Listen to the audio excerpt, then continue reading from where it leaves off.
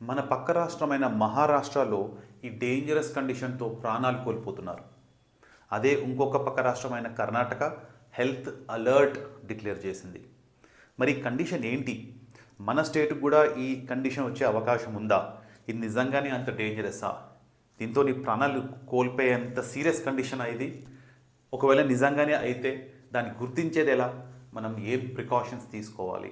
నమస్కారం, నేను మీ డాక్టర్ చక్రిని. మరి ఈ మధ్యనే నేను న్యూస్లో చూశాను, ఈ జీబీఎస్ సిండ్రోమ్ అనేది బాగా రైజ్లో ఉంది. దీంతో మహారాష్ట్ర పూణేలో కొంతమంది ప్రాణాలు కూడా కోల్పోయారు. మరి నిజంగానే ఇది అంత డేంజరస్ కండిషనా? ఇదేమైనా కొత్త కండిషనా, లేకపోతే ఎప్పటి నుంచో దీని గురించి ఈ డాక్టర్స్కి కానీ మెడిసిన్కి కానీ ఈ అవగాహన అనేది ఉందా? ఇది మెడిసిన్లో టెక్స్ట్ బుక్స్లో ఎప్పటి నుంచో దీని గురించి చెప్పడం జరిగింది. అయితే ఈ కండిషన్ అప్పుడప్పుడు అడపా వస్తూ ఉంటుంది, పోతూ ఉంటుంది. కానీ ఈ మధ్య లాస్ట్ ఫ్యూ వీక్స్లో ఒక ఎపిడమిక్ లాగా చాలా కేసెస్ ఒకటేసారి రావడం స్టార్ట్ అయింది. మరి జీబీఎస్ సిండ్రోమ్ అంటే ఏంటి? ఇది తెలియాలంటే నేను మీకు నర్వ్స్ గురించి, నరాల గురించి బ్రీఫ్గా చెప్పాలి. అది అర్థం కావడానికి మీకు ఒక సింపుల్ ఎగ్జాంపుల్ ఇస్తాను. ఇప్పుడు మన ఇంటి బయట మెయిన్ స్విచ్ బోర్డ్ ఉంటుంది, అందులోకే కరెంట్ వస్తుంది, అవునా? మెయిన్ స్విచ్ బోర్డ్ నుంచి ఇంటి మొత్తానికి మనం వైర్లు వేసి కనెక్షన్లు ఇస్తాం. సో ఇప్పుడు ఒక లైట్ మన ఇంట్లో వెలగాలి అంటే స్విచ్ ఆన్ చేస్తే లైట్ వస్తుంది. ఎలా వస్తుంది అంటే మెయిన్స్లో నుంచి కరెంట్ ఆ స్విచ్ బోర్డ్కి వస్తుంది. ఆ స్విచ్ బోర్డ్ నుంచి స్విచ్ ఆన్ చేసినప్పుడు లైట్లోకి వెళ్తుంది, అప్పుడు లైట్ ఆన్ అవుతుంది. మరి కొంచెం సేపటికి మెయిన్స్లో కరెంట్ లేదనుకోండి, కరెంట్ పోయిందనుకోండి, ఇక్కడ స్విచ్ ఆన్ చేస్తే కరెంట్ లైట్ వస్తుందా? రాదు, అవునా? సో అదొక ప్రాబ్లం. మరి రెండో ప్రాబ్లం, మెయిన్స్లో కరెంట్ ఉంది, స్విచ్ బాగానే పనిచేస్తుంది, బల్బు కూడా బాగానే ఉంది, బల్బు కూడా ఏం కాలిపోలేదు, బాగానే ఉంది. కానీ స్విచ్ ఆన్ చేస్తే లైట్ రావటం లేదు. ఎక్కడ ప్రాబ్లం? వైరింగ్లో ప్రాబ్లం. సో ఇది మీరు గుర్తుపెట్టుకుంటే గిలియన్ బ్యారీ సిండ్రోమ్ అర్థం చేసుకోవడం చాలా ఈజీ.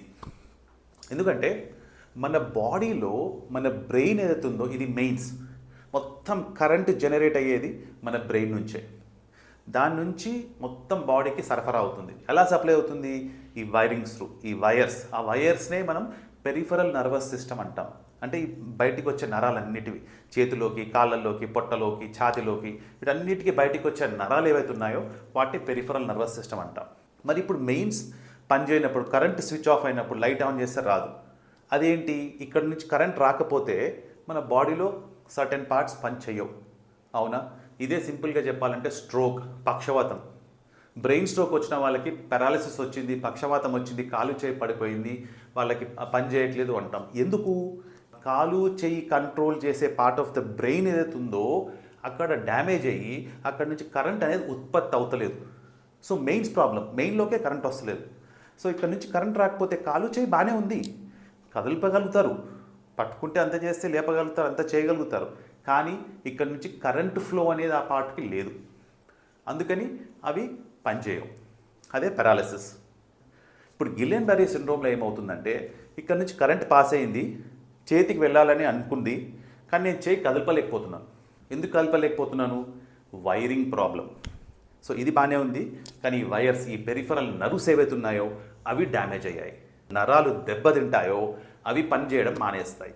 ఇది సింపుల్గా గిలియన్ బ్యారీ సిండ్రోమ్లో వచ్చే ప్రాబ్లం. మెయిన్గా దాంతోనే అన్ని అనర్థాలకు దారితీస్తుంది.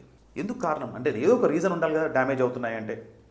అంటే ఇది అర్థం చేసుకోవడానికి మీకు ఇంకొక ఎగ్జాంపుల్ ఇస్తాను. మన ఇండియా ఉంది, ఇండియాకి మన బార్డర్లో మొత్తం మనకు సెక్యూరిటీ, సేఫ్టీ, మనం దేశంలో ఉన్నాము, హ్యాపీగా ఉన్నాము, సంతోషంగా ఉన్నాము అంటే దానికి కారణం మన ఇండియన్ ఆర్మీ. వాళ్ళు అక్కడ నిరంతరంగా కృషి చేస్తూ కంటికి రెప్పలాగా మన దేశాన్ని కాపాడుతున్నారు కాబట్టే మనం ఇక్కడ మన దేశంలో హ్యాపీగా, సంతోషంగా బతకగలుగుతున్నాం, అవునా? ఎందుకంటే బయట నుంచి ఏ టెర్రరిస్ట్లను కానీ, ఫారెన్ ఆర్మీని కానీ, వేరే వాడిని మన దేశంలోకి అటాక్ చేయకుండా, అటాక్ చేసిన వాళ్ళని అక్కడే ఆపేసి, అక్కడే చంపేసి మన దేశాన్ని ప్రొటెక్ట్ చేస్తున్నారు మన దేశం ఆర్మీ. అదేవిధంగా మన బాడీలో కూడా ఒక ఆర్మీ ఉంది. ఆ ఆర్మీనే ఇమ్యూనిటీ అంటాం. ఈ ఇమ్యూనిటీ అనేది ఏం చేస్తుంది? ఏమైనా ఇన్ఫెక్షన్స్, బ్యాక్టీరియా కానీ, వైరస్ కానీ అలాంటివి ఏమన్నా వస్తే వాటిని రాకుండా గట్టిగా దూరం పెడుతుంది. ఆర్ వస్తే వాటితో ఫైటింగ్ చేసి వాటిని చంపేసి, లేకపోతే చంపలేకపోతే వాటిని ఒక సెల్లో, జైల్లో వేసి నిర్బంధిస్తుంది. అలా దాన్ని ఇన్ఫెక్షన్ని కంటైన్ చేస్తుంది. అప్పుడప్పుడు స్టిల్ కొంచెం ఇన్ఫెక్షన్ వస్తుంది అనుకోండి, ఇమ్యూనిటీ బాగున్న వాళ్ళకి తొందరగా తగ్గిపోతుంది. కానీ మన బాడీలో విచిత్రం ఏంటంటే ఈ ఇమ్యూనిటీయే మన బాడీని అటాక్ చేయడం స్టార్ట్ చేస్తుంది. అదేంటి, ఇమ్యూనిటీ ప్రొటెక్ట్ చేయాలి కదా, అటాక్ చేయడం ఏంటి అనుకుంటున్నారా? అలా కూడా అయ్యే అవకాశం ఉంది. ఇన్ఫ్యాక్ట్ అలా చాలా కండిషన్స్లో అవుతుంది కూడా. అందులో భాగంగానే ఈ ఆటో ఇమ్యూన్ కండిషన్స్ అంటాం. మన ఇమ్యూనిటీయే మనకు శత్రువు అయితే, మన బాడీని అటాక్ చేయడం స్టార్ట్ చేస్తే దాన్ని ఆటో ఇమ్యూన్ కండిషన్ అంటాం. ఇందులో ఏం చేస్తాయి మన బాడీ ఇమ్యూనిటీ వెళ్ళి ఈ ఎలక్ట్రికల్ వైరింగ్ సిస్టమ్స్, ఈ వైర్స్ ఏవైతున్నాయో, ఎలక్ట్రికల్ వైర్స్ అంటే పెరిఫరల్ నర్వ్స్ ఏవైతున్నాయో వాటిని అటాక్ చేసి వాటిని కాల్ చేస్తుంది. వైర్ కాలిపోతే లైట్ వస్తుందా? పవర్ ఉన్నా రాదు. అదేవిధంగా ఇక్కడ కరెంట్ ఉంది కానీ ఫ్లో అవ్వట్లేదు, సో బాడీ పనిచేయడం మానేస్తుంది. గిలియన్ బ్యారీ సిండ్రోమ్ ఏం చేస్తుందంటే ఒక సిస్టమాటిక్ వేలో బాడీని డ్యామేజ్ చేసుకుంటూ వస్తుంది. ఎలా? పాదాల నుంచి కింద నుంచి స్టార్ట్ చేసి క్రమేణా మీదికి మెల్లిగా మెల్లిగా మెల్లిగా పాకుతూ ఉంటుంది. ఏం పాకుతూ ఉంటుంది? Nerves damage. నర్వ్స్ డ్యామేజ్తో నెక్స్ట్ ఏమవుతుంది? వీక్నెస్, పారాలిసిస్ ఇవి వస్తాయి. సో ఫస్ట్ కాళ్ళు పడిపోతాయి, దాని తర్వాత కింద పొట్ట కింది భాగం సరిగా పనిచేయదు, తర్వాత మెల్లిగా ఛాతీలోకి వస్తుంది. ఇక్కడే మెయిన్ ప్రాబ్లం స్టార్ట్ అయ్యేది. గిలియన్ బ్యారీ సిండ్రోమ్తో జనాలు చనిపోతున్నారు అని చెప్పాను మీకు స్టార్టింగ్లో. ఎందుకు చనిపోతున్నారు అంటే పారాలిసిస్తో చనిపోతారా? కాలు పారాలిసిస్, కారు పని చేయకపోతే చనిపోతారా? లేదు. ఎందుకు అంటే ఆ కండిషన్ ఏదైతుందో ఎప్పుడైతే ఛాతీలోకి వచ్చి ఈ బ్రీదింగ్ మజిల్స్ ఉంటాయి, కింద డయాఫ్రమ్, మన రిబ్ కేజ్ కింద, ఛాతి కింద డయాఫ్రమ్ అంటాము, మెయిన్ బ్రీదింగ్ మజిల్ అది ప్లస్ ఈ రిబ్ బోన్స్ మధ్యలో మజిల్స్ ఉంటాయి, ఇంట్రకాస్టల్ మజిల్స్ అంటాం. ఈ మజిల్స్ ఎప్పుడైతే ఎఫెక్ట్ అయ్యి అవి పారాలిసిస్ అవుతాయో, అవి పనిచేయడం మానేస్తుందో అప్పుడు మనిషి చనిపోతాడు. ఇవి ఎఫెక్ట్ అయితే ఏమవుతాయి? పని చేయవు. మనం బ్రీదింగ్ ఒక 30 సెకండ్స్ ఆపుకోగలుగుతామా? బహుశా కొంచెం కష్టపడితే చేయొచ్చు. 1 మినిట్ బహుశా కొంచెం ప్రాక్టీస్తో 1 మినిట్ కూడా ట్రై చేయొచ్చు. 2 minutes very very very difficult అనుకుంటా. 2 మినిట్స్ 3 మినిట్స్ మనం బ్రీదింగ్ చేయట్లేదు అనుకోండి, అయిపోయింది అనుకోండి, ఖచ్చితంగా మనిషి చనిపోతాడు. సో అందుకని ఈ కండిషన్ వెరీ డేంజరస్. మరి ఇది ఇంత భయంకరమైన కండిషన్ కదా, ఈ కండిషన్కి ట్రీట్మెంట్ ఉందా? మరి పర్మనెంట్ నర్వ్స్ డ్యామేజ్ అయిపోయి ఈ పారాలిసిస్ అనేది పర్మనెంటా అంటే, ఫస్ట్ ఆఫ్ ఆల్ ఈ కండిషన్కి ట్రీట్మెంట్ అనేది ఉంది. కానీ మీరు గుర్తుపెట్టుకోవాల్సింది ఏంటంటే, ఈ కండిషన్తో ఎక్కువ మంది ఎందుకు చనిపోతారు అంటే, దీన్ని డయాగ్నోస్ చేయడమే ఫస్ట్ ఆఫ్ ఆల్ కష్టం, దీన్ని గుర్తించడమే కష్టం. గుర్తించాక ట్రీట్మెంట్ ఏదైతే ఉందో అది అన్ని హాస్పిటల్లో లభించదు. ఒకటేమో ఇమ్యునోగ్లోబులిన్స్ అంటాం, అవి బహుశా మోస్ట్ హాస్పిటల్స్తో దొరికే అవకాశం ఉంది. కానీ ఇంకోటి ప్లాస్మా ఫెరిసిస్, దీంతో ఇమ్యునోగ్లోబులిన్స్తో మనకు ఇంప్రూవ్ కావట్లేదు అంటే నెక్స్ట్ ప్లాస్మా ఫెరిసిస్ అంటాము. అది కొంచెం అడ్వాన్స్డ్ పెద్ద హాస్పిటల్లో మాత్రమే ఆ ట్రీట్మెంట్ దొరికే అవకాశం ఉంది. అండ్ స్టెరాయిడ్స్ కానీ ఇలాంటి వేరే వేరే రకాల ట్రీట్మెంట్స్ ఉన్నాయి, అవన్నీ అగైన్ చిన్న చిన్న హాస్పిటల్ దొరకడం కష్టం. సో ట్రీట్మెంట్ అనేది ఉంది, కానీ త్వరగా గుర్తించి త్వరగా ట్రీట్మెంట్ స్టార్ట్ చేస్తే మనకు ఈ కండిషన్ ఎక్కువ స్ప్రెడ్ కాకుండా ఆపొచ్చు. అంటే పాదాల నుంచి ఇలా ఛాతీలోకి రాకుండా ఆపొచ్చు. ఒకవేళ ఛాతీ దగ్గరకు వస్తుంది అంటే ఖచ్చితంగా ఇంటెన్సివ్ కేర్ ఐసీయూలో పెట్టాల్సిందే. తొందరగా గుర్తించి తొందరగా ట్రీట్మెంట్ తీసుకుంటే మనకు అవుట్కమ్ అనేది చాలా బెటర్గా ఉంటుంది. సో ఈ పారాలిసిస్ అనేది పర్మనెంట్ అంటే, పర్మనెంట్ నేను చెప్పను. నేను జీబీఎస్ నేను చూసిన పేషెంట్స్లో వాళ్ళకి లెగ్స్ బెటర్ అయ్యాయి, ఇంప్రూవ్ అయ్యాయి, వాళ్ళంతా వాళ్ళు నడిచారు, మళ్ళీ ఆల్మోస్ట్ నార్మల్ లైఫ్ స్టైల్కి వచ్చారు. కొంచెం వీక్నెస్ అనేది ఉండే అవకాశం ఉంది, కానీ ఇవన్నీ టైమ్లీ ట్రీట్మెంట్ తీసుకుంటే. ఒకవేళ లేట్ అయితే కొంచెం పారాలిసిస్ అనేది ఎక్కువగా ఉండడానికి ఛాన్స్ ఉంది, ఆర్ ఎక్కువ వీక్నెస్ ఉండే ఛాన్స్ ఉంది. సో అందుకని ఈ కండిషన్ని తొందరగా గుర్తించడం చాలా ఇంపార్టెంట్. గుర్తించాక ట్రీట్మెంట్ తొందరగా స్టార్ట్ చేయడం అనేది ఇంకా ఇంపార్టెంట్. క్యాంపైలో బ్యాక్టర్ జిజునై అనే బ్యాక్టీరియాతో వాంతులు విరోచనాలు అయితే అలాంటి వాళ్ళకి ఈ గిలియన్ బ్యారీ సిండ్రోమ్ రావడానికి ఛాన్సెస్ కొంచెం ఎక్కువగా ఉన్నాయి. అలా అని చెప్పి అది ఒకటే కండిషన్ కాదు, వేరే గ్యాస్ట్రోఎంటరైటిస్ వచ్చినా వచ్చే రిస్క్ ఉంది. కొంతమందికి చెస్ట్ ఇన్ఫెక్షన్లు వచ్చే అవకాశం ఉంది. చెస్ట్ ఇన్ఫెక్షన్ వస్తే ఆ ఇన్ఫెక్షన్తో కూడా జీబీఎస్ సిండ్రోమ్ వచ్చే అవకాశం ఉంది. సో ఇది ఇన్ జనరల్గా జీబీఎస్ సిండ్రోమ్ గురించి. మరి ఈ వాంతులు విరోచనాలు పిల్లలకు కావచ్చు, పెద్దవాళ్ళకి కావచ్చు, ఎవరికైనా కావచ్చు. సో ఎవరికైనా ఈ కండిషన్ ఎఫెక్ట్ చేయొచ్చు, పెద్దవాళ్ళకే వస్తుంది లేకపోతే చిన్నపిల్లలకే వస్తుంది అన్నట్టుగా ఏమీ లేదు.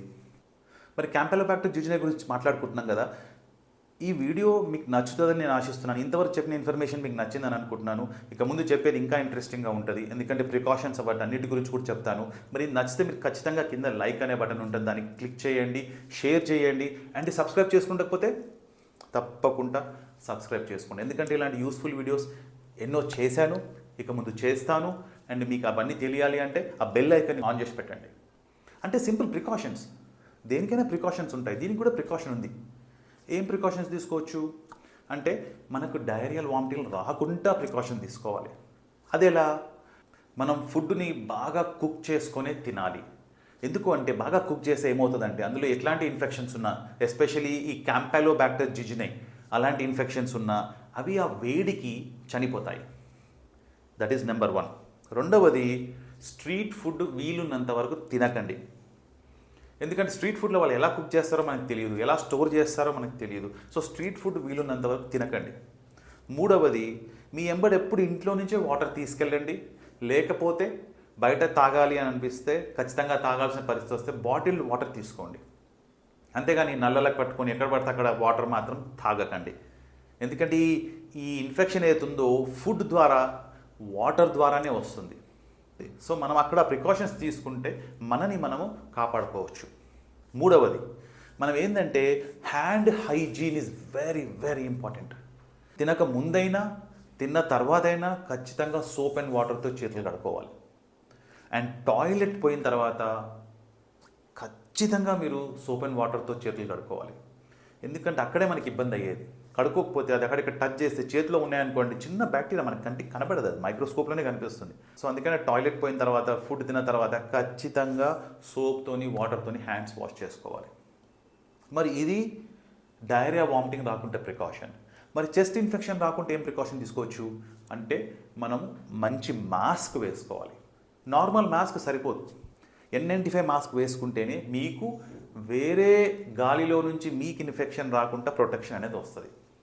ఈ వేరే సింపుల్ సర్జికల్ మాస్క్ ₹2, ₹5 మాస్క్ ఉన్నాయి చూడండి, అవి వేసుకుంటే మీరు దగ్గినప్పుడు, తుమ్మినప్పుడు ఆ డ్రాప్లెట్స్ ఏవైతే ఉన్నాయో ఆ మొత్తం గాలిలో పోకుండా ఆపుతుంది తప్పిస్తే మీకు ప్రొటెక్షన్ అనేది ఇవ్వదు.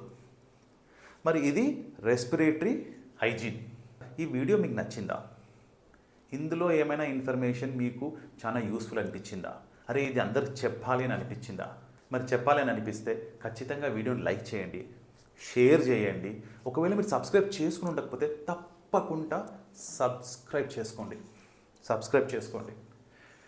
ఎందుకంటే ఇది మీకు ఎట్లయితే యూస్ఫుల్ అనిపించిందో మీ లైక్స్తోని కానీ, షేర్స్తోని కానీ, కమెంట్స్తోని కానీ ఏమవుద్దంటే యూట్యూబ్ దీన్ని ఇంకా చాలా మందికి చూపించడం స్టార్ట్ చేస్తుంది. సో ఇది నాకు ప్లస్ వేరే వాళ్ళకి మీరు హెల్ప్ చేసినట్టుగా అవుతుంది. సో కింద లైక్ అనే బటన్ని కొట్టండి, సబ్స్క్రైబ్ చేయండి, షేర్ చేయండి. మరి ఇంకొక వీడియోతో మళ్ళీ మీ ముందుకు వస్తాను. ఇట్లు మీ డాక్టర్ చక్రి.